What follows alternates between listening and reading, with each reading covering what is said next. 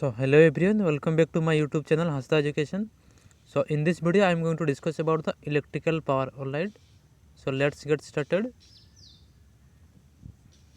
So our today's topic is electric power. Alright, so we are paying the bills. Okay, electrical bills that we are paying are basically for the electric energy consumed over certain period of time. Okay, for this reason we are paying the electrical bills. Okay,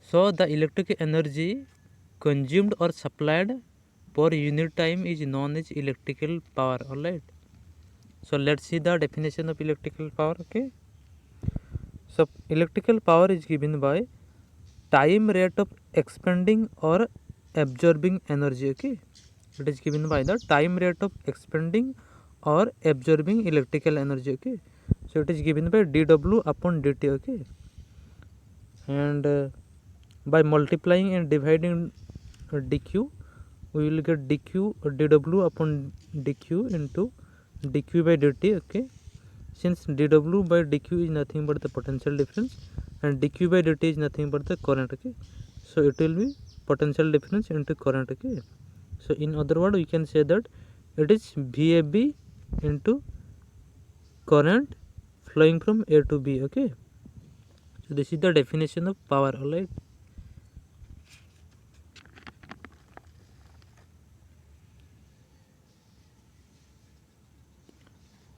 so let's say I have a electrical element. Okay, and let's say this is the terminal A and it is the terminal B of the electrical element. Alright,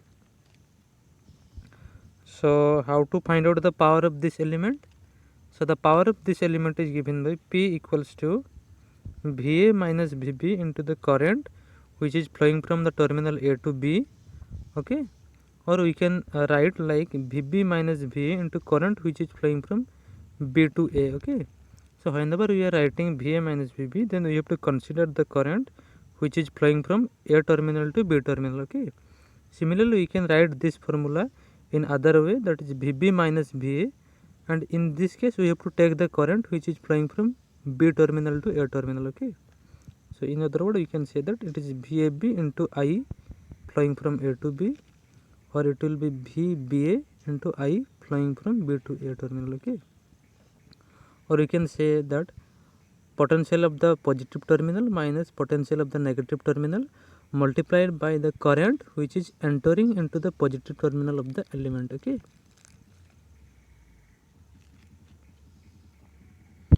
so now if the calculated power is positive, then we say that power is supplied by the element. If the calculated power is negative, then we say that power is consumed by the element. Okay,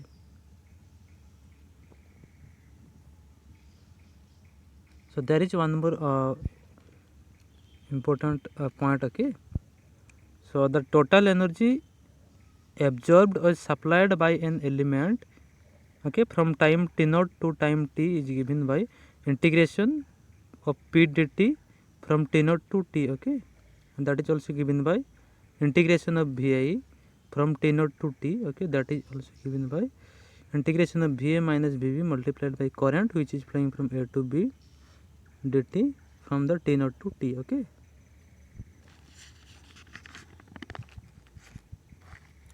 there is a one point to be noted, that the formula for calculation of power, that is dw by dt or v into I or dq dw by dq into dq by dt, this formula, okay, these three formula are the basic formula for calculation of power, and this formula can be applied for calculation of power of any type of electrical element, whether that element is a resistor, battery or capacitor, etc. Okay, but the formula P equals to VI, that is putting V equal to IR, that is I square equal into R or V square by R. Okay, so these two formula are